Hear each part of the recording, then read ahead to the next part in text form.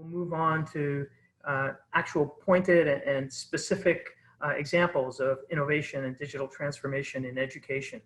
As we've heard, artificial intelligence is changing many aspects of our lives and is transforming many fields globally. Education should, of course, not be excluded from that transformation.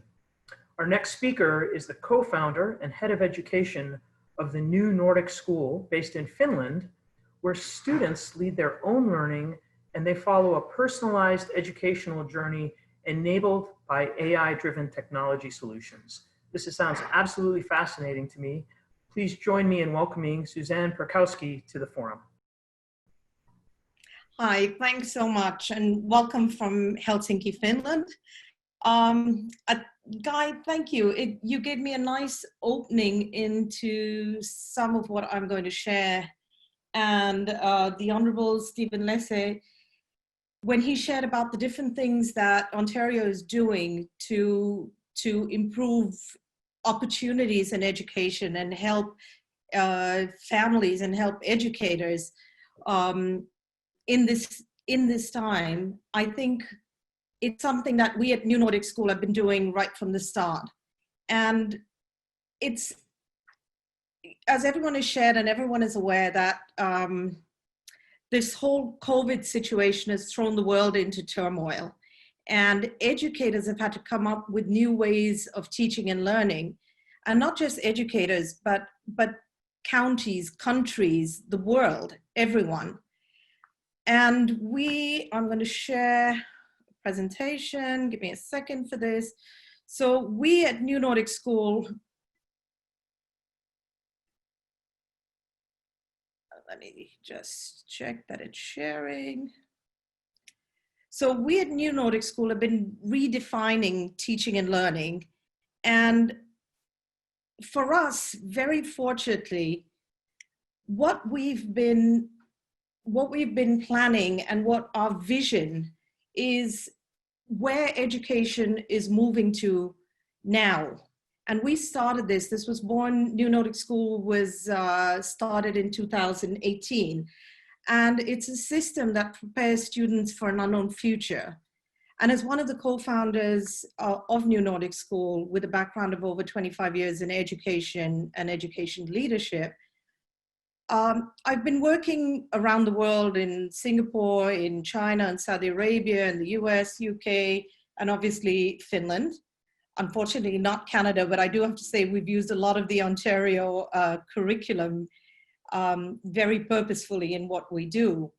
So I was very strongly influenced way back in 1989 by my experiences in a Montessori kindergarten in San Francisco.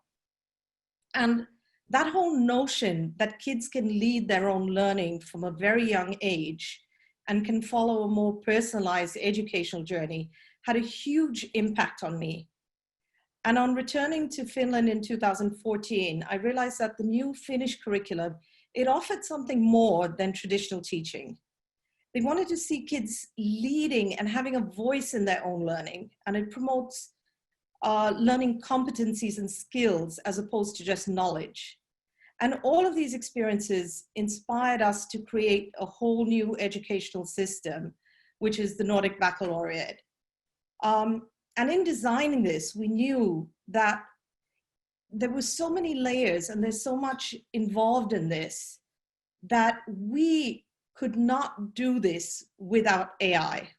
We needed the AI to make this happen. We needed machine learning to enable everything we do to happen. So we started off with the Finnish curriculum, and we integrated best pedagogical practices from around the world. And we created this competency-based approach to curriculum and learning, and one that develops future skills. We wanted learning to be personalized, we wanted it to be purposeful. And what brought it together for us and made it more relevant was the adoption of the UN Sustainable Development Goals.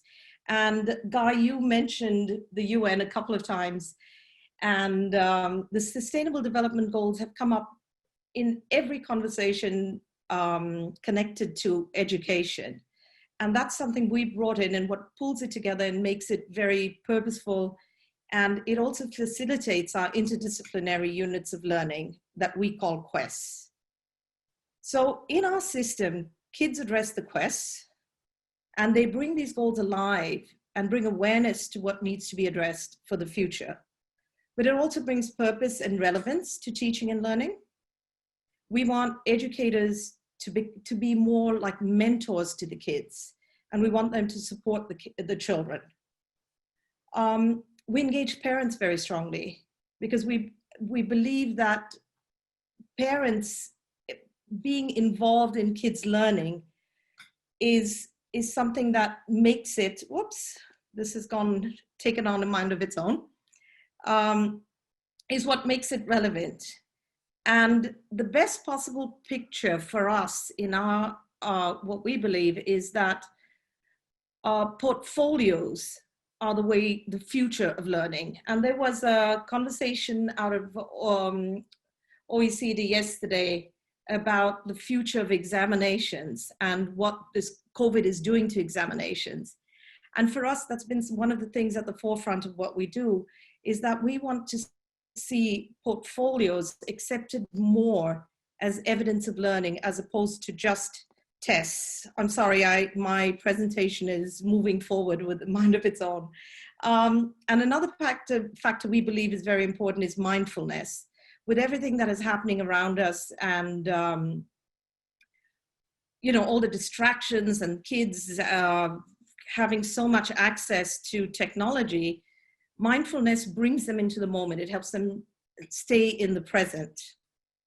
So where are we going with all this? We discovered we would need a really finely tuned technology platform and smart technology that supports this vision. And we started to explore, sorry, I have no idea what this is doing, but I'll go with it now.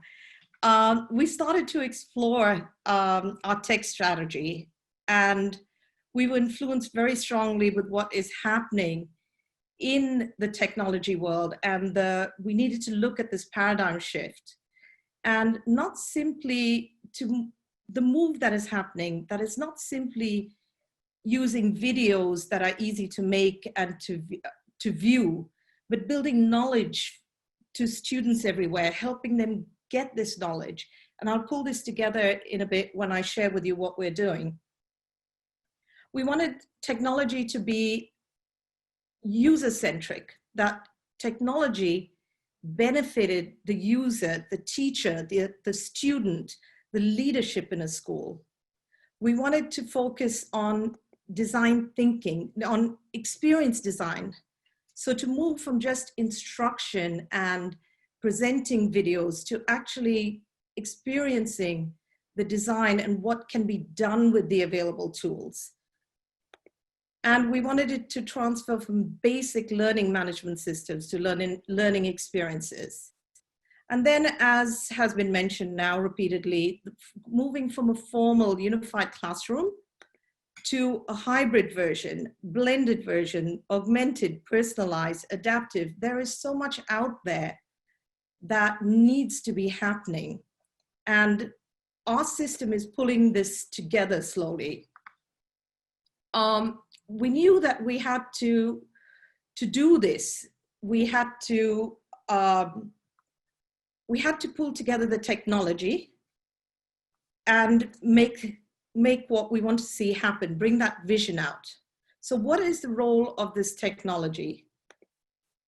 Our Chief Educational Officer, Stephen Cox, has written in an article, if we want technology to truly benefit the learning process, we must design it to work for a new way of learning in partnership with teachers and students. And this is something we've taken really seriously. We don't want technology to be there for the sake of technology. We want technology to change the role of teachers and of educators and of leadership. We wanted to take education to a new level. So what are we doing? We're creating a smart learning platform. And through that, we're solving three problems in education. We're bringing about personalized lesson planning, where there are assessment tools, planning tools, and a resource library. And this was mentioned earlier that Ontario is pulling together these resources that teachers can use and getting the professional development on board so that even through distant learning, teachers can get professional development. And what's happening now is these are happening in silos, but we are pulling them together so that they can benefit from each other. And on this platform, we'll have personalized student learning as well. So not only are these lesson plans created to target a certain level, but they are also created to target students at their level of learning, of mastery. And what happens next? So the data we gathered, and Guy, you mentioned, what are we doing with the data? This is what we're doing with the data. We are personalizing student learning, but we're also personalizing professional development. So teachers can get support targeted at what they need without having to go through, you know, as an educator and having led schools, that application process that, hey, I'd like to do this training, or I'd like to go somewhere for training or get some online training, but there's always the element of the finances and getting time off, finding substitutes, those practical parts of professional development that we are addressing through this personalized professional development. So how are we doing all this? We're doing this in 3 phases. We needed to be very sensible. Of course, it's very exciting. It's something that's not been done. And we needed to break it down into manageable chunks so that our machine learning, we can train the machine learning systems to read the data that we're collecting so that it enables the AI to predict and to operate efficiently.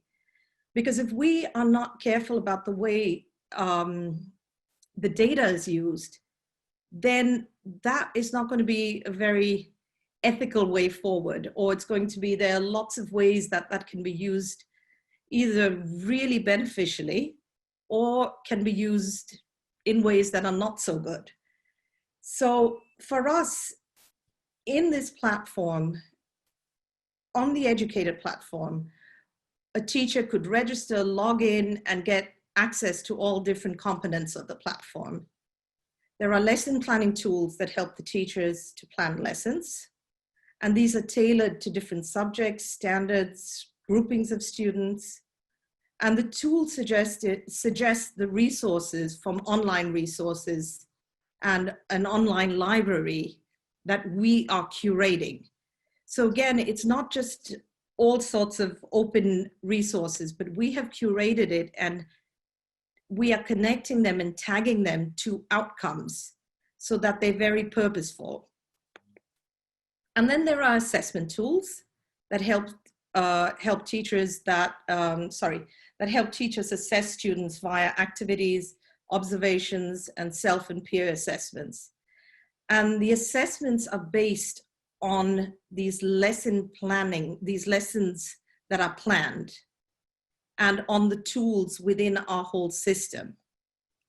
And once the teacher has the lesson plan overview and knows what the assessment criteria is, the system will suggest resources.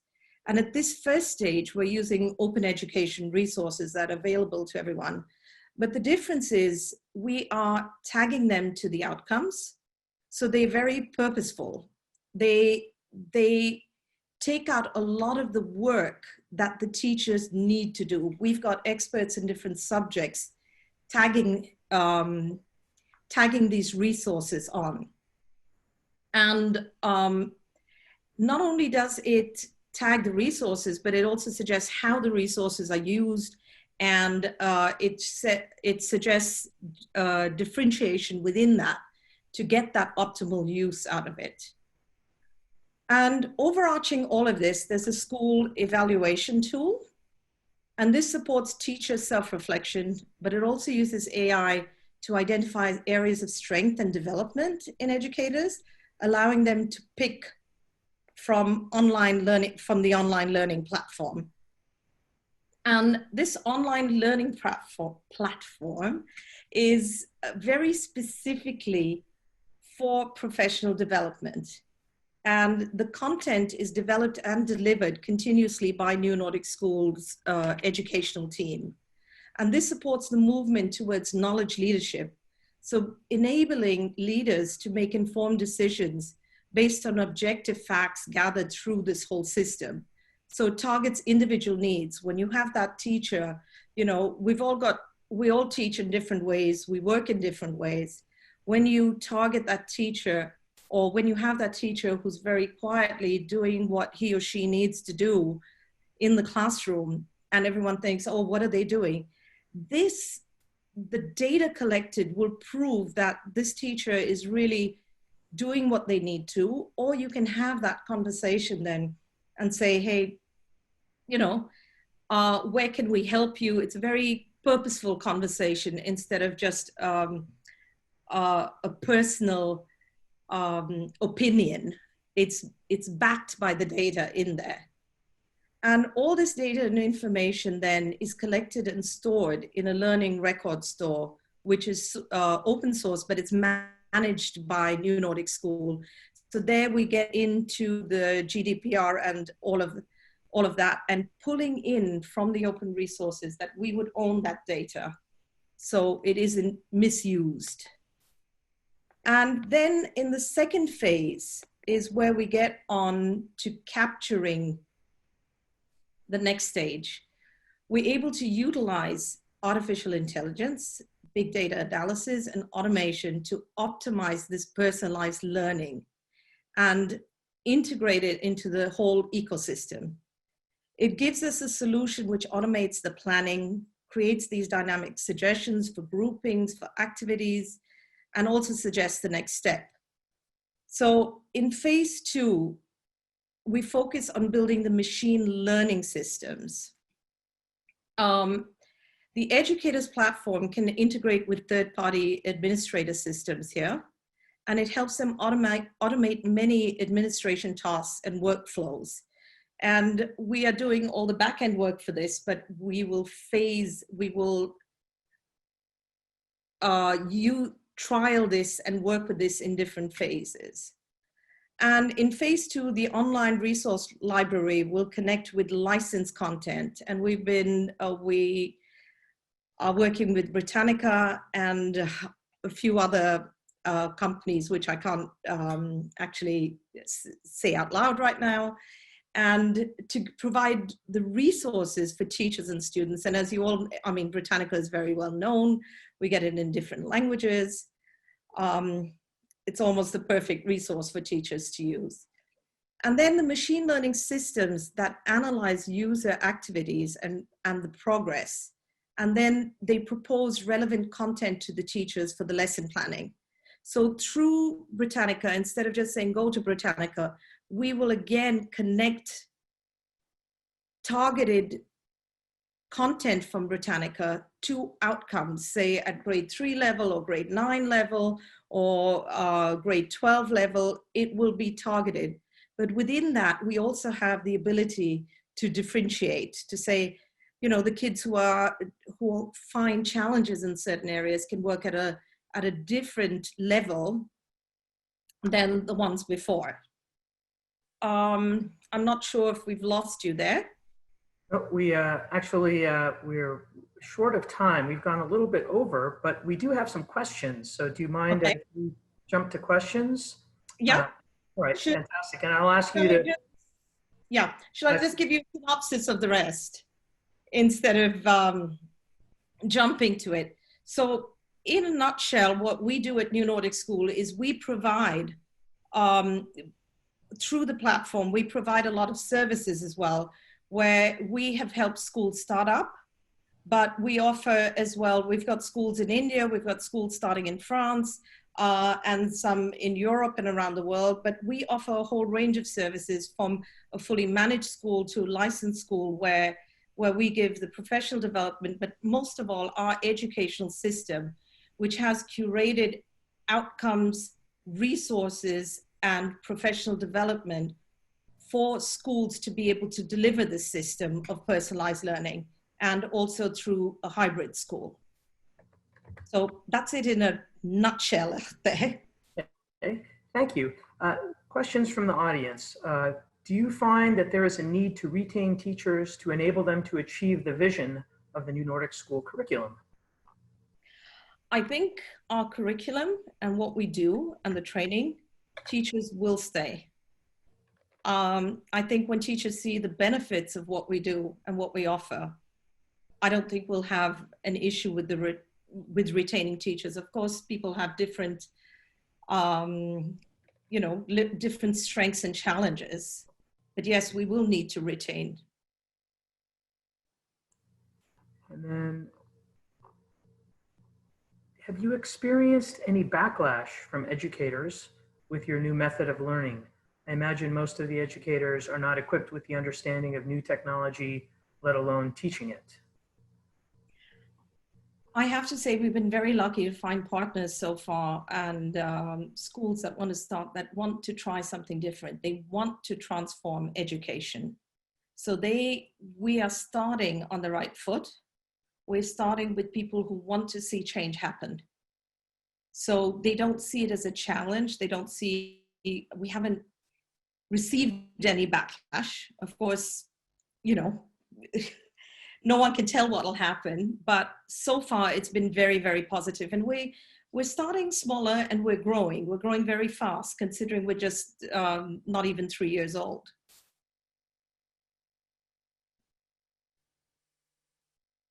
You're on mute. Sorry about that. Thank you very much for that presentation. It had a lot of big points about kids leading their own learning, focusing on competencies and skills, not just knowledge. And the big takeaway is it's a dynamic system rather than a static system. And in Absolutely. today's world, that's so important. And it's personalized based on data. And we'll be hearing about data a little bit later today. So thank you very much, Suzanne. And thank you for this opportunity. That's wonderful.